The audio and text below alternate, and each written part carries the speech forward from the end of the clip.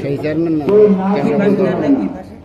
আর তার যে একটা বাস্তব প্রমাণ যে লোকটি স্কুলে চাকরি করে তার স্কুলের বেতনের টাকা এবং তার বোনাসের টাকা দিয়ে চৌকিদারদের কোরবানি গরু কিনে দিয়ে দেয় যে তোমরা কোরবানি করো।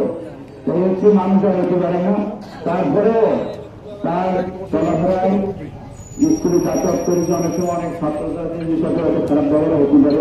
গ্রামে পাড়া ভর্তির সাথে হওয়াতে মানুষ মাত্রই ঘুরায়। আপনারা যদি কোনো প্রশ্ন দেরি করে আল্লাহর হচ্ছে আপনারা ক্ষমা করে দেবেন। সবাইকে ক্ষমা করে দিয়েছেন।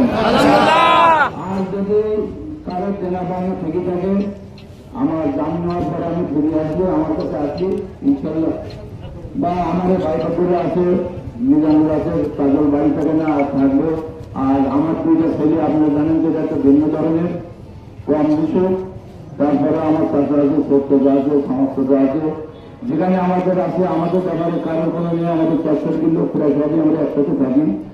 যদি কারো কেনা ভাঙা থেকে থেকে এসে বললি ইনশাল্লাহ আমরা সেটা পরিশোধ করে দেবো। এবং সকলে আমার মরুম স্ত্রীর জন্য দোয়া করবেন এবং পাশাপাশি আমার মরুম পিতামাতার জন্য দোয়া করবেন এবং আপনারা আমার জন্য দোয়া করবেন। আসসালামু আলাইকুম।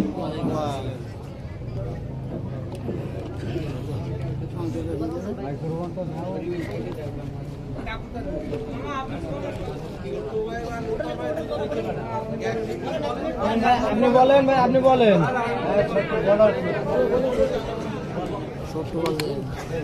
তো মাই না তো মাই মামা